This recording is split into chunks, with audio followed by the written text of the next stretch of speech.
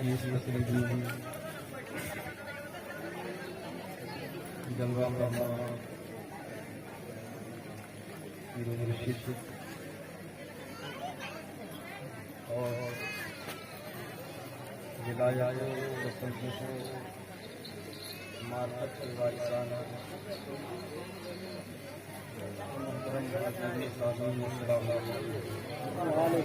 وعلیکم السلام ورحمۃ اللہ وبرکاتہ.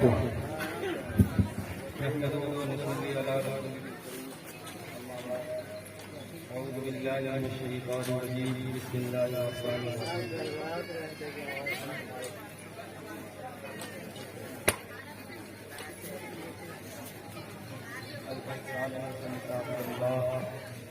فإنك تراه فإن لم تكن تراه فإنه يراك.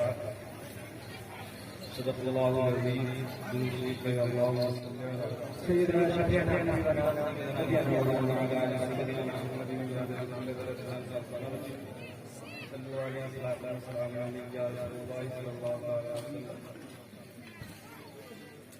یہاں سے تقریر کرنے نہیں آتا ہے بلکہ جو کچھ بھی میں نے مدرسے سے سیکھا ہے سمجھا ہے دیکھا ہے اور جو کچھ بھی مدرسے میں پڑھا ہے سبق کو یہاں سے سنانے آتا ہے. حضرت کی بارگاہ میں سبق سنا نہیں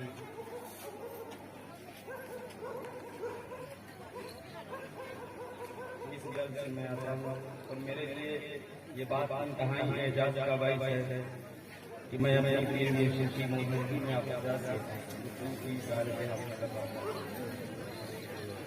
ایک بار پاک سیدنا محمد وعلی آل سیدنا محمد یا صلی اللہ علیہ وسلم یا اللہ صلی اللہ علیہ وسلم.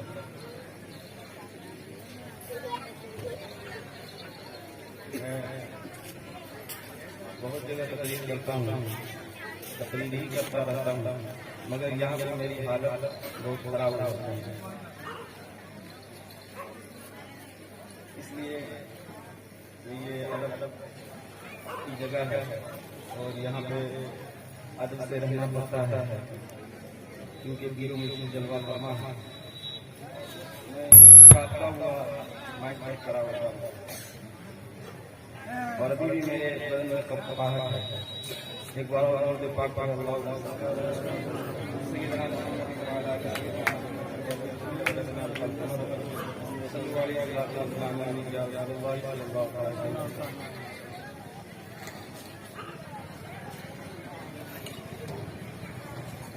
ہم یہاں پہ بیٹھے ہیں علماء فرماتے ہیں کہ اس حد ارباب قلوب فإن کثیر القلب کہ دل والوں کی صحبت میں بیٹھا کروں تاکہ تمہیں دل نصیب ہو جائے. اس لیے ہم یہاں پہ بیٹھے ہیں.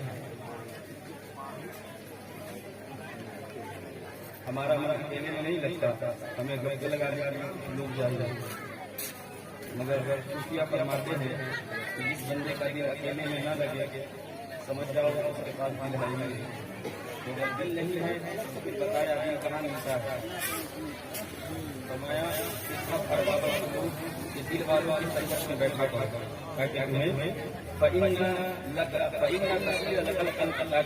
قلب میسر ہو جائے, دل نصیب ہو. میں نے گفتگو کا آغاز کروں گا.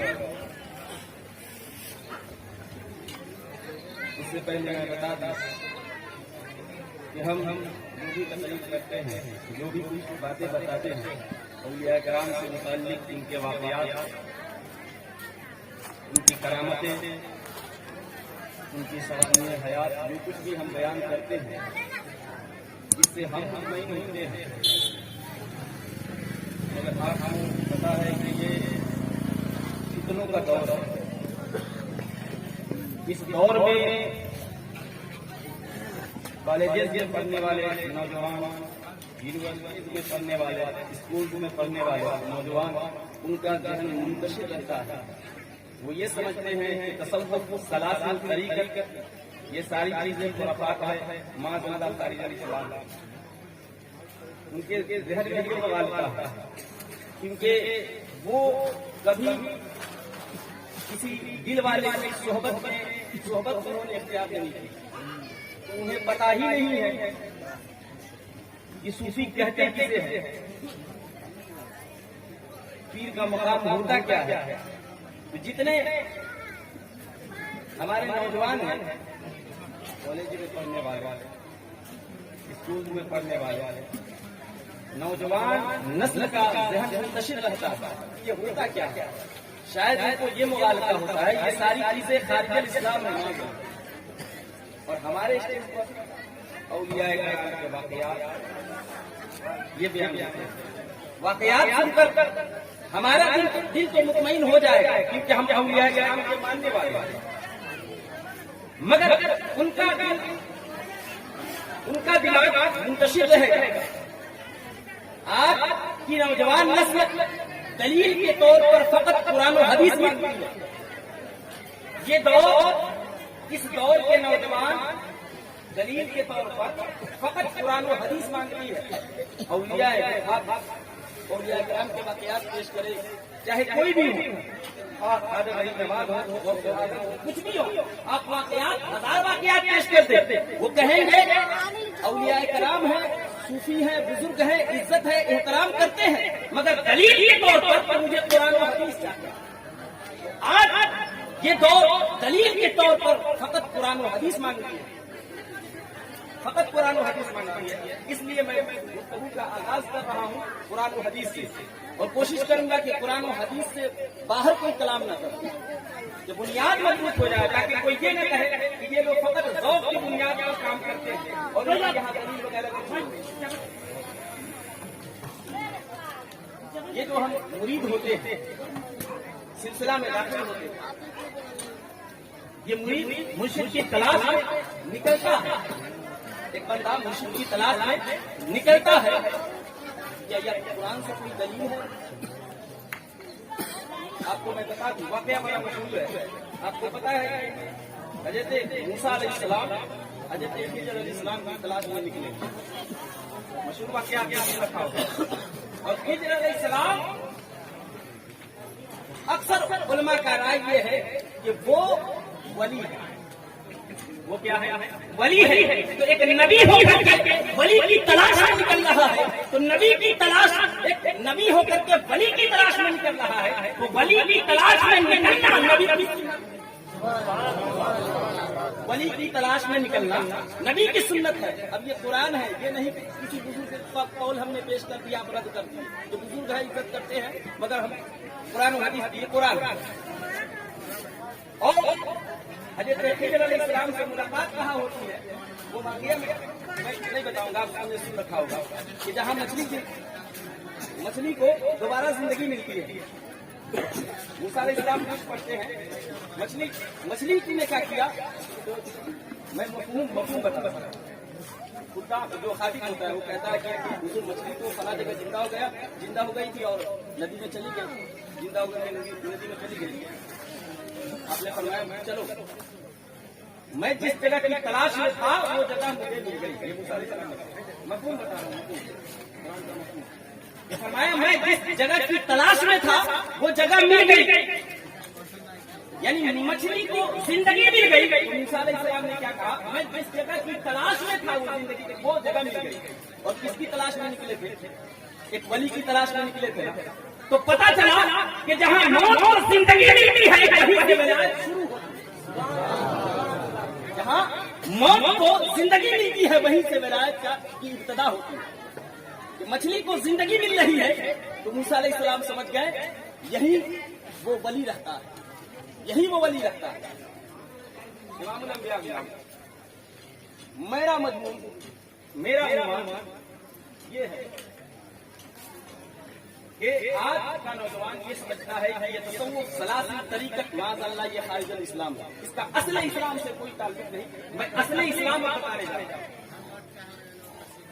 حضرت جبریل علیہ السلام تاجدار کائنات کی بارگاہ میں آتے ہیں اور پوچھتے ہیں ایمان کیا ہے، سوال کر کے آتے ہیں اور پوچھتے ہیں ایمان کیا ہے؟ تاجدار کائنات نے عقائد کو بیان فرما دیا. پھر دوسرا سوال کیا یا رسول اللہ. پہلا سوال کیا ایمان کیا ہے, آپ نے عقائد کو بیان کر دیا.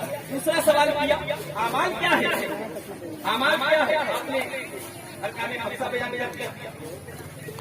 اور تیسرا سوال کیا حضرت جبریل علیہ السلام نے, تیسرا سوال کیا مل احسان یا رسول اللہ صلی اللہ علیہ وسلم, یہ احسان کیا ہے.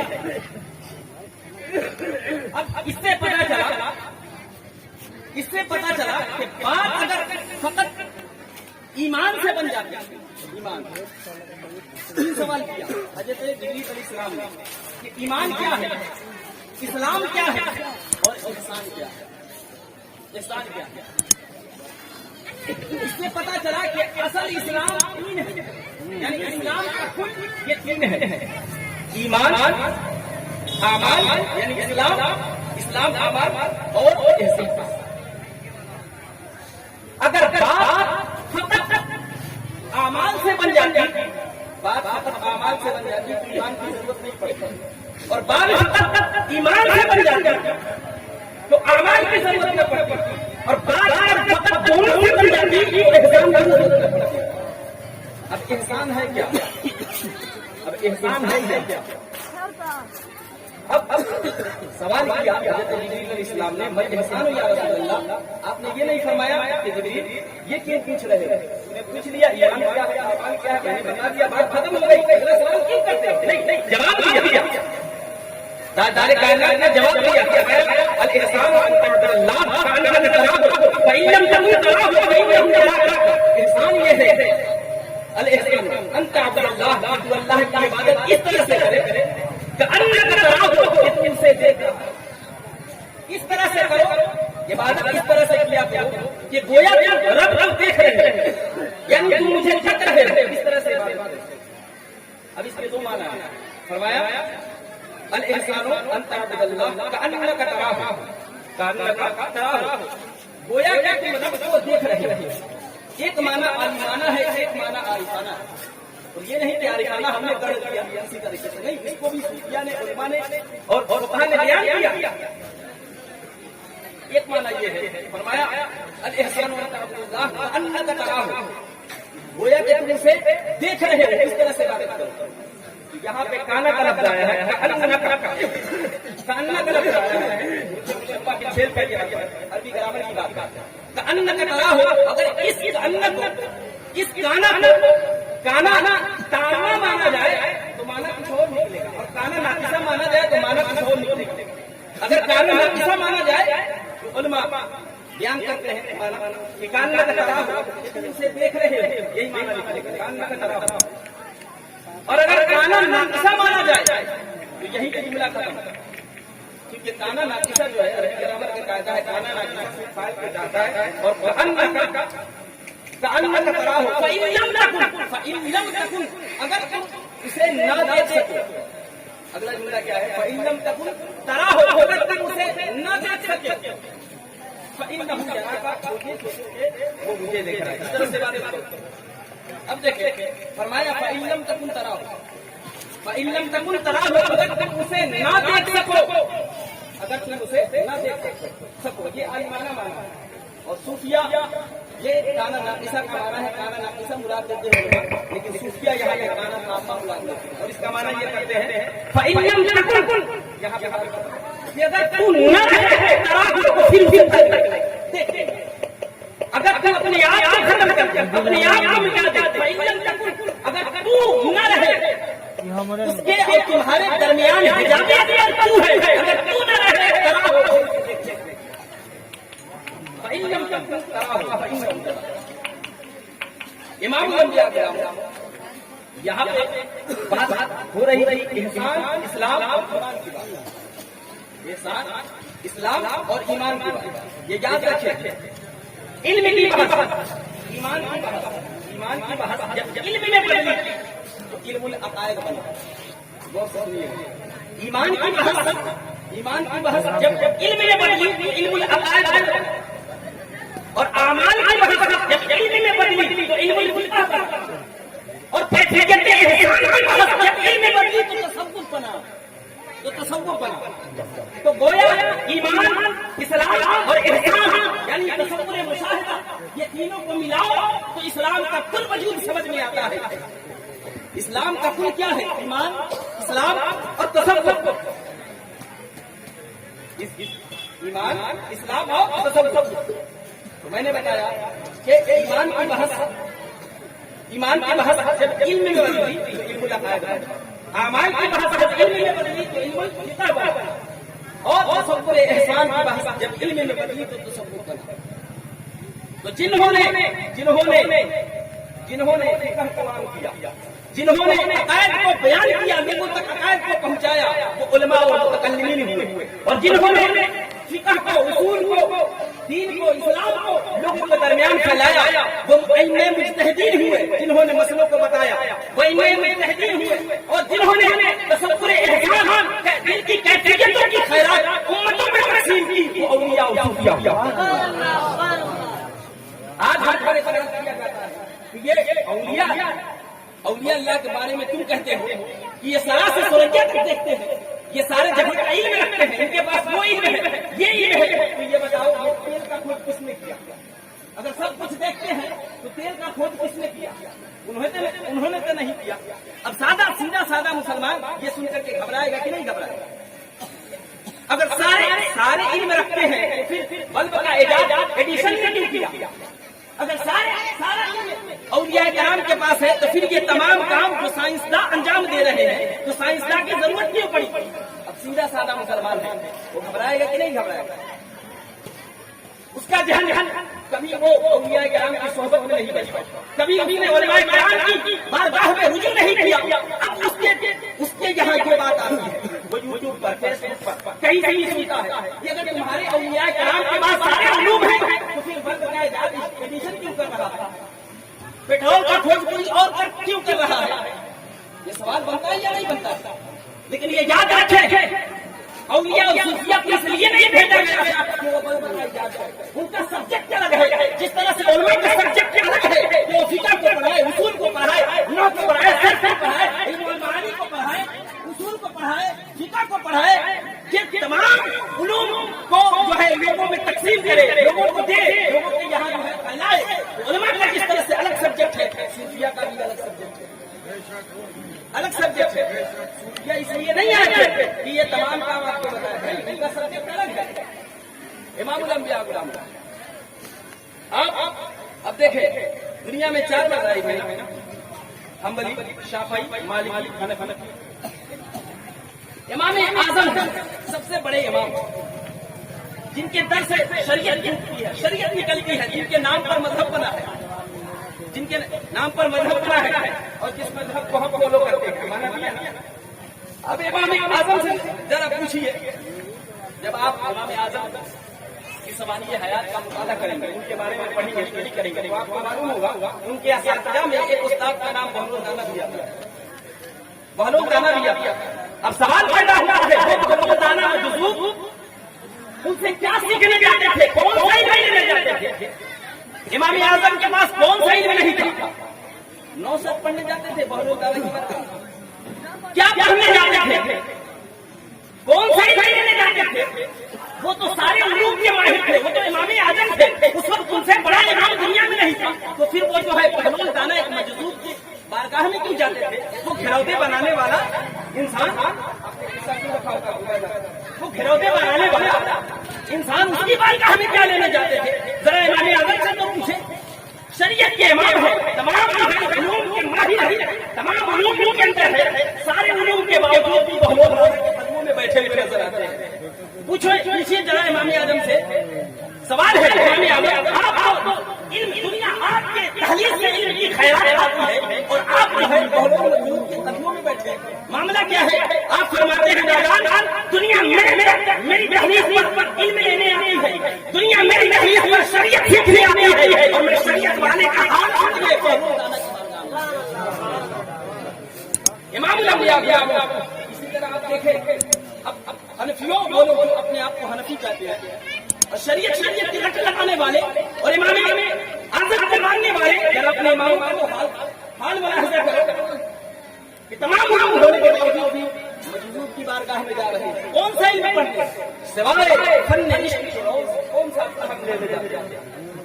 इमाम इसी तरह इमाम शाफी इमाम अहमद इब्ने हंबल की बारगाह में देखे, उनकी जिंदगी का मुताला करें, उनके असातिज़ा में एक असातिज़ा वो जो है बिशर हाफी की तहरीक में जाते थे, वो नंगे पांव का लफ्ज़ आपको पता है। बिशर हाफी जब तक जिंदा थे बगदाद में किसी जानवर ने जो है गंदगी नहीं फैलाई, वो वाक़या है। तो बिशर हाफी की बारगाह में जाते थे, बिशर हाफी की बारगाह में जाते थे, क्यों जाते थे? आप तो हदीसों के हाफिज थे, ना आप हदीस के, उस वक्त आपसे बड़ा हदीस जानने वाला कौन था? तो फिर आप जो है एक मजदूर की बारगाह में, एक नंगे पांव वाले फकीर की बारगाह में क्यों जाते थे? इमाम अल-अंबिया जरा पूछे, और ये जो हम कहते हैं ना, ये तसव्वुफ, ये सलासिल, ये कोई चीज नहीं, जरा इमाम शाफी से पूछे। इमाम शाफी फरमाते हैं, आप क्या फरमाते हैं? आप फरमाते हैं इमाम शाफी फरमाते हैं, और इसी तरह इमाम मालिक, सारे का कौन यही है। आप सुने तो पढ़े ये एक आप देखें, एक सवाल ले कि मैं नमाज पढ़ता हूँ, लज्जत नहीं मिलती, जिक्र करता हूँ, कैफियत नहीं आती, सिर्फ इतना सवाल लेकर के आप किसी आदमी के बारे में चल जाए, हिदायत दे, चाहे आप दूरी ले ले, नूरुल हिस्सा ले ले, कोई फिक्र की किताब ले ले, हंबली शाफी हंबली कोई भी आपका कल्बे मुंतशिर की यकीन नहीं देगा, क्योंकि ये फिक्र का मौजू ही नहीं है, ये फिक्र का मौजू ही नहीं है। आप सिर्फ इतना मसला लेने पे नमाज पढ़ता हूँ मगर यकीन नहीं है, जिक्र करता हूँ, लज्जत नहीं आती, इतना आप लेकर के किसी इतना सवाल लेकर के आदमी के बारगाह में काम जाए, और तमाम फिक्र की किताब को खंगाल करके वो कहेगा नहीं, इसका तो जवाब क्या? ये तो फिक्र का सब्जेक्ट ही नहीं है, फिक्र का मौजू ये नहीं है। इमाम अल-अंबिया तो एक आलिम, एक फकीह, एक आलिम, एक फकीह, शरीयत, ये फिक्र की, ये सारे मिल के आपको मसले पर खड़ा कर सकते हैं, आप फिक्र काबा को दे सकते हैं, मगर मुंतशिर की ख्याल आपके हाथ को पकड़ करके मसले को खड़ा तो कर सकते हैं। ये फिक्र, ये फकीह, ये आलिम, ये किताबें आपके मसले को ला सकती है, आपको जो है आपका चेहरा कर सकते हैं, मगर मुंतशिर ख्याल को यकीन नहीं। इमाम अल-अंबिया ये वो काम था, ये वो काम था जो अलिया ने किया। इमाम अल-अंबिया इमाम शाफी क्या फरमाते हैं? हम शरीयत अब देखें ना, एक गिरोह उधर बट गया, शरीयत कुछ लोग इधर बट गए, तरीका। इमाम मालिक फरमाते हैं, मन तफक्कह वलम यतसव्वफ, जिसने फिक्र को यानी शरीयत को ले लिया, वलम यतसव्वफ और तसव्वुफ को छोड़ दिया, फरमाते हैं फकत तफस्सक, इसने फिस्क किया, गुनाह किया। और फरमाते हैं वमन तसव्वफ वलम यतफक्कह, जिसने तसव्वुफ को लिया और फिक्र को छोड़ दिया, फरमाते हैं फकत ज़ंदक़, कि वो ज़िंदीक़ हो गया। तो फिर हक किसको मिला? फरमाते हैं वमन जमा कि जिसने दोनों को जमा कर लिया, कि शरीयत भी हो और तसव्वुफ भी हो, दोनों जमा हो जाए, तो फरमाते हैं वमन जमा। इमाम अल-अंबिया ये कौन है? इमाम मालिक है। मालिक लोग जरा अपने इमामों का हाल को पूछो, मालिकी है, इमाम मालिक की बारगाह में जाए, उनसे जरा पूछे तो क्या कहते हैं तसव्वुफ के बारे में। इमाम अल-अंबिया इसी तरह इमाम अहमद बिन हंबल आप फरमाते हैं मा वजदtu अक़वामन अफ़ज़ल मिन अहली तसव्वुफ, कि मैंने मा वजदtu अक़वामन अफ़ज़ल मिन अहली तसव्वुफ, कि मैंने दुनिया में अहले तसव्वुफ से बेहतर तरीका कहीं मैंने नहीं पाया। इमाम अल-अंबिया और इमाम शाफी आप फरमाते हैं कि दुनिया में उनको मिन दुनिया की सलास, लोगों मैं तुम्हारी दुनिया में 3 चीजों से प्यार करता हूं। 2 चीजें जो फरमाई वो फरमाई, और एक बात जो आपने कही वो कहा कि अल-इक़्तिदाउ अला तरीक़े अहले तसव्वुफ, के जो अहले तसव्वुफ है उनके तरीके की इक़्तिदा करना, इससे मुझे प्यार करते हैं। इमाम अल-अंबिया ये कौन है? इमाम शाफी। इमाम हंबल से पूछ दिया कुछ लोगों ने कि हुजूर आप उनको कहते हैं अफजल है, हम यस्तमिऊन व यरकुसून, वो लोग समा करते हैं, रक्स करते हैं। इमाम अहमद इब्न हंबल से पूछा किसी ने, हम यस्तमिऊन व यरकुसून, क्या اپنے افضل کہتے ہیں وہ لوگ سما کرتے ہیں رقص کرتے ہیں آپ نے فرمایا ہے کہ انہیں اپنے ہاتھ سے چھوڑ دو وہ ایک لمحہ اپنے مولا کی ملکیت کے رشک کرتے ہیں ایک لمحہ اپنی مولا کی ملکیت میں جھومتے ہیں مولا کی ملکیت میں رہتے ہیں امام الانبیاء یہ باتیں میں نے اس لیے بتائی یہ چاہیے میں مجتہدین کی باتیں تاکہ بنیاد بن جائے تاکہ پتہ چلے کہ یہ تصوف یہ بدعت جو نوجوان یہ تصوف یہ طریقت یہ سلاسل جو نوجوانوں کے ذہن میں یہ مغالطہ ہو گیا ہے یہ معاذ اللہ خارج الاسلام ہے انہیں پتہ چلے کہ اصل حقیقت ہے کیا اس لیے میں اس کو بنیاد میں اب آ جائے کہ اولیاء کرام جو ہوتے ہیں ان کا میدان محشر میں کیسا معاملہ ہوتا ہے آپ نے سن رکھا ہے نا یوم یفر المرء من اخیہ و امہ و ابیہ و صاحبتہ و بنیہ لکل امرئ منہم یومئذ شأن یغنیہ کہ وہ قیامت کا میدان ہے یوم یفر المرء من اخیہ و امہ و ابیہ وہ ایسا میدان ہے کہ جہاں بیٹا باپ سے بھاگے گا باپ بیٹے سے بھاگے گا ماں بیٹی سے بھاگے گا کوئی کسی کا پوچھنے والا نہیں وہ میدان محشر اب اس میدان محشر کا حال کیا ہے فرماتے ہیں قرآن کہتا ہے قرآن کیا ہے قرآن کی بات قرآن کی بات قرآن کہتا ہے سورۃ قرآن کیا ہے سورۃ کیا ہے قرآن کہتا ہے جو قیامت کے دن بعض کے دشمن بن جائیں گے بعض کے دشمن بن جائیں گے دشمن کیسے بنے گا دشمن اس طرح سے بنے گا کوئی کسی کا پوچھنے والا نہ ہوگا کوئی کسی کا مدد کرنے والا نہ ہوگا تو حشر کا میدان ہوگا لوگ ایک دوسرے کے دشمن بن جائیں گے فرمایا الاخلاء یومئذ بعضهم لبعض عدو کہ ایک دوسرے کے لوگ دشمن ہوں گے لیکن یہاں سے مستثنی کر دیا کس کو مستثنی کیا الا المتقون سوائے متقیوں کے سارے لوگ آپس میں دشمن ہوں گے اور یہ متقی کون ہے تو اس کی تفسیر قرآن سے ہوتی ہے اور سب سے بہتر اتھینٹک تفسیر وہ ہوتی ہے جو قرآن کی کسی ایک آیت کی تفسیر کوئی دوسری آیت کرتے ہیں یعنی تفسیر القرآن بالقرآن اور دوسرا درجہ ہوتا ہے تفسیر القرآن بالحدیث یہ قرآن کی کسی آیت کی تفسیر حدیث سے ہوتی ہے تو قرآن بتا رہا ہے قرآن بتا رہا ہے کیا بتا رہا ہے کہ ہم پوچھتے ہیں فرمایا الاخلاء یومئذ بعضهم لبعض عدو کے بعد بات کا دشمن ہو جائے گا ان المتقون سوائے متقیوں کا کیا معاملہ ہوگا وہ غلط ہوگا تو متقی کون ہے قرآن نے کہا ان اولیاء الا المتقون کہ اولیاء ہی متقی ہیں اولیاء ہی امام الانبیاء اس کے بعد قرآن کی آیت ہے یا عباد اللہ خوف علیکم ولا انتم تحزنون یہ لا خوف علیہم 11 پارہ کیا گیا وہ والی آیت ہے دوسری آیت جو مقصد تفسیر میں سنتے رہتے ہیں اللہ الہ وہ والی آیت ہے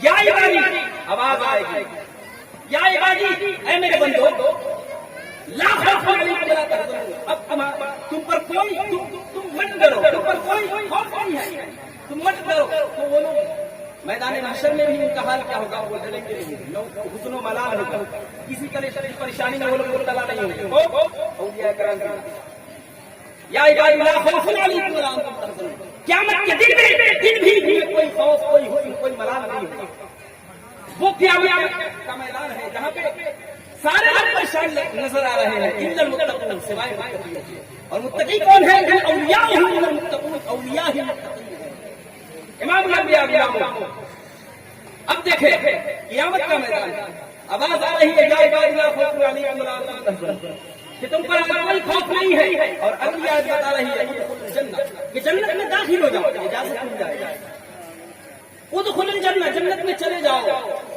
امام الانبیاء غلاموں وہ لوگ جنت میں جانے لگیں گے جنت میں جانے لگیں گے اور جب جنت میں جائیں گے یا شاید ابھی نہ ہو جب جنت میں جائیں گے لوگ صاحب کتاب والا معاملہ ہو جائے گا سارے لوگ جنت میں جائیں گے جہنم میں چلے جائیں گے اس کے بعد اللہ تعالیٰ کی عزت جلسہ کرے گا جس طرح سے بیٹھے نا سارے جنتیوں کو بلائے گا اور کہے گا جنت میں یہاں جو ہم نے وعدے کیے تھے جنت میں حوریں ملیں گی نہریں ملیں گی محلات ملیں گے خدام ملیں گے سارے وعدے پورے ہو گئے نا سارے وعدے پورے ہو گئے نا اب ایک طبقہ خاموش ہوگا کوئی کچھ نہیں بولے گا سارے لوگ بولیں گے ہوگا اب ایک طبقہ خاموش ہوگا اللہ رب العزت حکم دے گا فرشتوں اس سے ذرا پوچھو وہ طبقہ خاموش نظر آ رہا ہے وہ کیا چاہتا ہے امام الانبیاء غلاموں، قرآن نے کہا وَتَلَدُّ الْأَعْيُنِ، یہ صرف نہیں ہے وَفِيهَا مَا تَشْتَهِيهِ الْأَنفُسُ، یہ قرآن کیا ہے؟ قرآن کہتا ہے جنت میں جو خواہش کرو گے وہ ملے گا، اور ساتھ میں کہا وَتَلَدُّ الْأَعْيُنِ کہ تمہاری نگاہوں کو جس چیز سے ٹھنڈک پہنچتی ہے وہ چیز دی جائے گی۔ اس کو مستثنی نہیں کیا، اس کو الگ نہیں کیا، اسی میں ساری باتیں آ جاتی ہیں کہ جو تم چاہو گے وہ جنت میں ملے گا، لیکن نہیں کہا تمہاری آنکھوں کو جس چیز سے ٹھنڈک پہنچتی ہے وہ بھی ملے گا۔ امام الانبیاء غلاموں، وہ طبقہ خاموش ہوگا، سارے لوگ کریں گے مولا جو تم نے وعدہ کیا تھا پورا کیا، وہ طبقہ خاموش ہوگا، اللہ کا حکم ہوگا فرشتوں ان لوگوں سے ذرا پوچھو وہ لوگ کیا چاہتے ہیں، وہ لوگ کیا چاہتے ہیں۔ فرشتے جائیں پوچھیں گے فرشتے پوچھیں گے آپ لوگ کیا چاہتے ہیں، وہ لوگ جواب دیں گے کہ یہ قرآن کی آیت ہے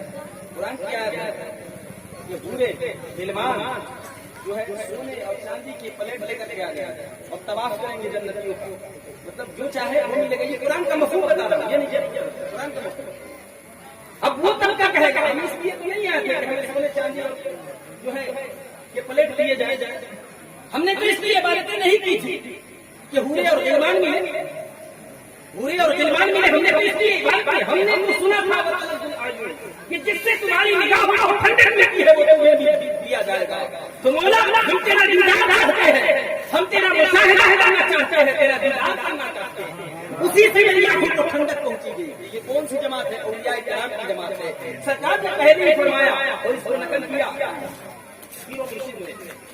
ممبئی جو صفا سیدنا تاج الاولیاء نے اپنی کتاب میں نقل کیا، فرمایا طالب المولا مذکر و طالب العقبہ مؤنث و طالب الدنیا مذکر، کہ مولا کا طلب کرنے والا مذکر ہے، مرد رہی ہے کہ مولا کا طلب کرے، مولا کا طلب کرتا ہے، وہ کسی کی لالچ میں عبادت نہیں کرتا، وہ ہر چیز سے بے پرواہ ہو کر بے نیاز ہو کر کے عبادت کرتا ہے، فقط مولا کے لیے جیتا ہے تو مولا کے لیے، مرتا ہے تو مولا کے لیے، کسی سے اگر نفرت رکھتا ہے تو مولا کے لیے، کسی سے محبت کرتا ہے تو مولا کے لیے، فقط مولا کی رضا کے لیے اپنی زندگی کو گزارتا ہے، مولا کی رضا کے لیے زندگی کو گزارتا ہے۔ امام الانبیاء غلاموں، یہ اولیاء کرام کی جماعت، یہ اولیاء کرام شان بیان کرتے ہیں۔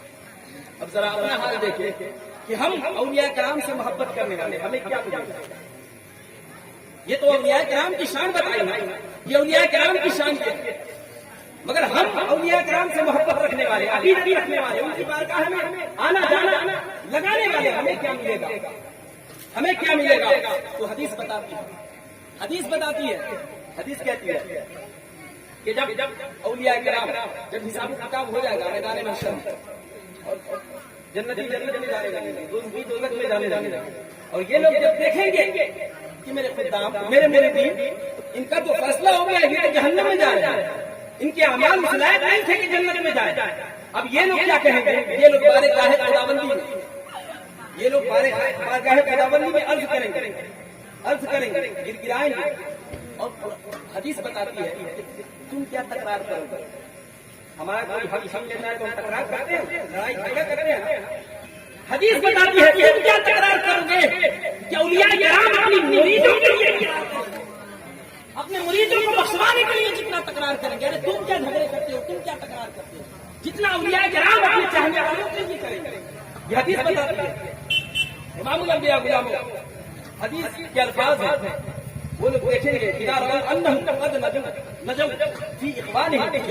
وہ لوگ کہیں گے، دیکھیں گے فیصلہ تو ہو گیا، اب ہمارے مرید ہم سے تعلق رکھنے والے، ہم سے نسبت رکھنے والے یہ تو جہنم میں جا رہے ہیں، ان کا تو ان کے اعمال اس لائق نہیں تھے، اب وہ لوگ بارگاہ خداوندی میں عرض کریں گے، بارگاہ خداوندی میں عرض کریں گے اور کہیں گے ربنا اخواننا، یہ ہمارے بھائی ہیں، اخواننا کانوا یصلون معنا، اور کانوا یصلون مضارع کا صیغہ، اور اس پر مظاہر کا صیغے پر جب کانا یقین داخل ہوتا ہے تو ماضی استمراری کا معنی دیتا ہے، مانا یہ ہے کہ ہم یصلون وہ ہمارے ساتھ ہماری مالکیت میں نمازیں پڑھتے تھے، ہمارے ساتھ رہتے تھے، تو کانوا یصلون ہمارے ساتھ رہتے تھے، وہ یصومون معنا ہمارے ساتھ روزے رکھتے تھے، امام الانبیاء غلاموں وہ یعملون معنا اور عمل ہمارے ساتھ کرتے تھے، فیقول اللہ تبارک و تعالی فرمائے گا جب یہ لوگ عریضہ پیش کریں گے مولا یہ تو ہماری معیت میں رکھتے تھے, ہم سے نسبت رکھتے تھے, ہم سے تعلق رکھتے تھے, تو ہمارا فیصلہ ہو گیا, ہم تو جنت میں جا رہے ہیں, اور ان کا کیا, یہ ہم سے تعلق رکھنے والے ان کا کیا.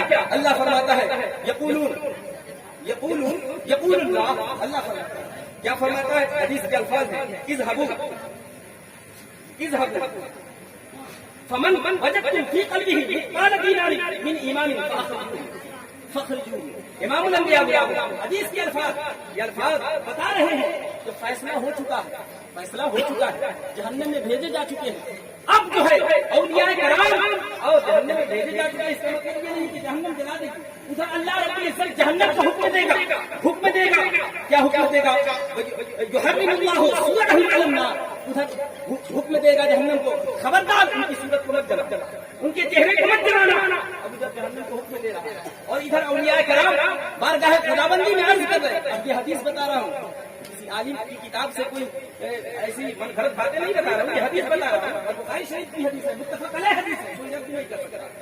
تو حدیث بتا رہا ہوں, تو حدیث کے الفاظ ہیں, اذا رأوا انهم قد نجوا في اخوانهم يقولون ربنا اخواننا كانوا يصلون معنا ويصومون معنا ويعملون معنا فيقول الله, اللہ تبارک و تعالیٰ کہے گا, اذهبوا فمن وجدتم في قلبه مثقال دینار من ایمان فاخرجوه, کہ جاؤ جس کے دل میں ایک دینار کے برابر بھی ایمان ہے, فاخرجوه, اس کو نکال لو. اب اولیاء کرام جائیں گے اور اپنے ہاتھوں سے پکڑ کر کے اپنے مریدین کو نکال لیں گے. ارے ہمارے امان کی رٹ لگانے والے, امان ساری دنیا میں امان بنانے والے, زندگی میں جانے والے, یہ ہمارا موضوع نہیں ہے. ایسا نہیں ہے کہ امان کا کوئی ویلو نہیں ہے, آج ہمارا ٹاپک نہیں ہے, اس لیے آپ امان کی اہمیت نہیں ہے, سمجھ میں رہی. ہمارا ٹاپک کچھ دوسرا. تو ساری زندگی امان کی رٹ لگانے والے اور اولیاء کرام سے نسبت کو ادھر سمجھنے والوں ذرا غور کرو. ارے تمہارے امان کی اصلاح نہیں تھے, ہمارے امان ایسے تھے کہ فیصلہ ہوا تھا جہنم کا, اب جہنم سے نکال کر رہا ہے, یہ تو نسبت ہی نکال رہی ہے, یہ تو نسبت نکال رہی ہے. امام الانبیاء غلام اللہ فرماتا ہے فمن وجدتم فی قلبہ مثقال ذرۃ من ایمان فاخرجوه, کہ جاؤ جس کے دل میں ایک دینار کا ایمان ہے اسے نکال لاؤ. اولیاء کرام جائیں گے اپنے مریدین کو نکال لائیں گے, اور اس کے بعد ثم یعودون, پھر پلٹ آئیں گے, پھر بارگاہ خداوندی میں پلٹ آئیں گے. یعنی بات ابھی نہیں بنی, ابھی معاملہ اور ہے, یعنی ابھی اور رہ گئے ہیں, ابھی اور رہ گئے ہیں. اللہ تبارک و تعالیٰ پھر حکم دے گا, اذهبوا, پھر حکم دے گا, کیا حکم دے گا, اذهبوا فمن وجدتم في قلبه مثقال نصف دینار, کہ جاؤ جس کے دل میں ایک دینار نہیں, آدھے دینار کے برابر ایمان ہے, اسے بھی نکال لے آؤ, اور وہ نکال کر کے لے آئیں گے, اور پھر پلٹ آئیں گے بارگاہ خداوندی میں. مولا بات ابھی بھی نہیں بنی, ابھی کچھ باقی رہ گئے ہیں. امام الانبیاء اب اللہ فرمائے گا اذهبوا فمن وجدتم في قلبه مثقال ذرة من ایمان, کہ جس کے دل میں ایک ذرے کے برابر ایمان ہے. یہ ہمارے اعمال کی اصلاح نہیں تھے کہ ہم جنت میں جا سکیں, ہم تو ہمارا فیصلہ ہو گیا, ہم تو جہنم میں چلے گئے تھے. اب بتائیں کہ اعمال ہمیں باہر نکال رہا ہے یا اولیاء کرام کی نسبت نکال رہی ہے, اور ادھر حکم دیا جہنم کو حکم دے گا یحرم اللہ صورہم فی النار, ان کی صورت کو جلانا نہیں, ان کی صورت کو جلانا نہیں. امام الانبیاء غلام کیوں نہیں جلانا, جہنم کو حکم کیوں دیا کہ ان کی صورت کو نہیں جلانا, اس لیے نہیں جلانا کہ جب جائیں گے تو اپنے مرید کے چہرے کو دیکھ کر کے پہچاننے میں دشواری نہ ہو, تو اس لیے کہا ان کی صورت کو نہ جلانا. اب ہم اس لیے کہتے ہیں کہ اولیاء کرام کی بارگاہ میں آیا جایا رکھا کرو, تاکہ ہماری صورت کی پہچان ہو جائے, کہ اس دن میدان محشر میں تمہیں پہچان لے, میدان محشر میں تمہیں پہچان لے, اور قبروں پر آیا جایا کرو, بازار سے آیا جایا کرو. ہم سرکار سے پوچھنے لگے, پہلے کی بات ہے 4-5 سال سرکار حاضر ہے, یہ سوال کیا 7 سال پہلے کی بات ہے, ہم نے اپنے سرکار کی بارگاہ عرض کی حضور موجود ہے, ہم نے پوچھا, ہمیں یاد, ہم نے کہا حضور فیضان تو کہیں بھی جاری ساری ہے, ہم یہیں پہ رہ کر کے فاتحہ تو بھی سب کچھ کر لیں گے, جانے کی کیا ضرورت ہے. آپ نے صرف اتنا جواب دیا تھا, ہم کو اس وقت بات سمجھ میں نہیں آئی, لیکن جب حدیث ہم نے پڑھا اور حدیث کو جب دیکھا تو بات سمجھ میں آ گئی. اللہ والے صرف ایک ہی بات کہتے ہیں, اسی میں ساری باتوں کا نچوڑ ہوتا ہے. انہیں فرمایا اتنا جواب دیا تھا, آدمی بھی کوئی چیز ہے, مگر میرا ذہن منتشر رہتا تھا. جب حدیث کا مطالعہ کیا, جب دیکھا تو پتہ چل گیا کہ یہ فرمایا کہ حاضری بھی کوئی چیز ہے. ارے بخاری شریف کی حدیث ہے کہ جب بندہ مومن کی قبر پر جاتا ہے اور سلام پڑھتا ہے تو قبر والا اسے بچاتا ہے, بچاتا بھی ہے. اب ہم خواجہ کی بارگاہ میں جاتے ہیں, نظامالدین اولیاء کی بارگاہ میں جاتے ہیں, عبد الرزاق کی بارگاہ میں جاتے ہیں, مجدد الفسانی کی بارگاہ میں جاتے ہیں, تمام خانقاہوں میں جاتے ہیں, اولیاء کرام کی بارگاہ میں حاضری دیتے ہیں, السلام علیکم کہتے ہیں, السلام علیکم یا اہل مزار یا اہل نور کہتے ہیں. اس لیے کہتے ہیں کہ وہ مجھے پہچان لے, وہ مجھے پہچان لے, اور جب حشر کا میدان ہوگا جو میں پھر ماننا ہے وہ امی امامی یہ کیا ماننا ہوگا, اس وقت ہمیں پہچاننے میں دشواری نہ کرے, اس وقت ہماری مدد فرمائے. اس لیے ہم جانتے ہیں اولیاء کرام سے اس لیے تعلق رکھتے ہیں. درود پاک پر اللهم صل على سيدنا محمد وعلى ال سيدنا محمد صلى الله عليه وسلم. ہمیں سیدھا سادہ سنی, سیدھا سادہ ہونا دل کے ساتھ, سیدھا سادہ مسلمان. ہمیں غالباً سارے لوگ تفسیر حدیث تو نہیں پڑھے, جو بتا دیا مان لیا. ہمیں قرآن کی آیت سمجھنا کیا جاتا ہے, قرآن کی آیت پڑھ دیتے ہیں لوگ اور ترجمہ جو کہنا من کر دیتے ہیں. اب ہمارے پاس اتنا علم نہیں کہ ہم جو ہے دیکھیں پرکھیں, ہم نے تو 900 پڑھا نہیں, تو ہم تو جانتے نہیں کہ یہ ترجمہ پیش کرنے والا غلط بتا رہا ہے یا صحیح بتا رہا ہے, ہم تو مانتے ہیں. اب سیدھے سارے مسلمان آیت قرآن کی آیت پوچھ کریں گے اور اس کی زندگی میں نظر میں کیا بکواس کرتے ہیں. امام الانبیاء غلام ایک آیت قرآن کی آیت ہے, یمحو اللہ ما یشاء ویثبت فإنہ ام الکتاب. یہ تقدیر کی کتاب اللہ کے ہاتھ میں, وہ جو چاہے لکھتا ہے, جو چاہے مٹا دیتا ہے. یہ قرآن کلام کر رہا ہے, قرآن کی بات ہے. یہ تقدیر کی کتاب اللہ کے ہاتھ میں ہے, جو چاہے لکھنا ہے, جو چاہے مٹا دیتا ہے. اب یہ آیت پڑھ کر ممبر پر مسجدوں میں کہتے ہیں دیکھو یہ اولیاء, یہ صوفیاء, یہ کچھ نہیں کر سکتے کیونکہ تقدیر کی کتاب تو اللہ کے ہاتھ میں ہے, جو چاہے لکھتا ہے, جو چاہے مٹا دیتا ہے. اب میرا سوال ہے, اب یہ کسی سے سیدھا سادہ مسلمان سے کہا جائے گا قرآن ہے, قرآن کھول کر بھی دکھائے گا اور وہ ترجمہ جائے گا, ہاں وہ اعلیٰ حضرت کا ترجمہ, کسی کا ترجمہ, سب نے یہی ترجمہ کیا. یہ تقدیر کی کتاب اللہ کے ہاتھ میں ہے, جو چاہے لکھتا ہے, سیدھا سادہ ترجمہ ہے. اب سیدھا سادہ مسلمان قرآن کھول کر کے دیکھے گا, ترجمہ یہ لکھا ہوا ہے تقدیر کی کتاب اللہ کے ہاتھ میں ہے, جو چاہے لکھتا ہے, جو چاہے مٹاتا ہے. تو پتہ چلا اولیاء یہ شہداء, یہ صوفیاء, یہ کچھ نہیں کر سکتے. امام الانبیاء غلام. مگر میرا سوال یہ ہے کہ اللہ لکھتا کیوں ہے؟ قرآن کی آیت ہے, تو اللہ ہم بھی لکھتے ہیں, ہم بھی مٹاتے ہیں. لکھتے کیوں ہیں؟ دکاندار جانے ہیں, سب کھاتا رکھتے ہیں, لکھ لیتے ہیں, کسی کو ادھار دیتے ہیں تاکہ بھول نہ جائے. تو بھولنے کی ڈر سے لکھتے ہیں, بھولنے کی ڈر سے. اور مٹاتے کیوں ہیں؟ غلط لکھنے کو مار دیتے ہیں, کاٹ دیتے ہیں, مٹا دیتے ہیں, کس طرح چلتا ہے. تو لکھتے کیوں ہے؟ بھول نہ جائے. اور مٹاتے کیوں ہے؟ غلط لکھتے تو مٹاتے ہیں. تو مولا میرا سوال ہے, تو بھولنے سے لکھنا کیوں ہے اور غلط لکھنے سے پھر مٹاتا کیوں ہے؟ کیا کوئی یہ تصور کر سکتا ہے کہ رب بھول سکتا ہے؟ کیا کوئی یہ تصور کر سکتا ہے کہ رب جو ہے غلط لکھ دے گا؟ جو تصور کرے, جو یہ کہے کہ رب بھول جائے گا, وہ دائرہ اسلام سے نکل جائے گا. تو مولا تو بھولنے سے غلط لکھنے سے پھر کیوں لکھتا ہے, کیوں مٹاتا ہے, کیوں لکھتا ہے, کیوں مٹاتا ہے؟ ہم تو اس لیے لکھتے ہیں کہ بھول نہ جائے, ہم تو اس لیے مٹاتے ہیں کہ غلط لکھتے تو مٹاتے ہیں. تو مولا تو بھولنے سے غلط لکھنے سے پھر کیوں لکھتا ہے, کیوں مٹاتا ہے؟ جواب آتی ہے, نادان یہی تو سمجھانا ہے, یہی تو بتاتی تھی کہ خود توڑنا ہے. ارے میں بھولتا نہیں ہوں پھر بھی لکھتا ہوں, میں غلط لکھتا نہیں ہوں پھر بھی لکھتا ہوں. تو مولا ہم تو بھول جائے لکھتے ہیں, بھولنے کی ڈر سے لکھتے ہیں اور غلط لکھتے تو مٹاتے ہیں. مولا تو اس حدیث سے بے نیاز پھر کیوں لکھتا ہے؟ فرمایا نادان جب میرا کوئی یاد کرتا ہے تو لکھ دیتا ہوں, اور جب یاد کرتا ہے تو مٹاتا ہوں. نعرہ تکبیر, نعرہ رسالت, نعرہ تکبیر, نعرہ رسالت. جب میرا کوئی یار کہتا ہے تو لکھ دیتا ہوں, جب میرا کوئی یار کہتا ہے تو مٹا دیتا ہوں. امام الانبیاء غلام. یہ اولیاء کرام کی بات ہے, شاید میں نے زیادہ وقت لے لیا.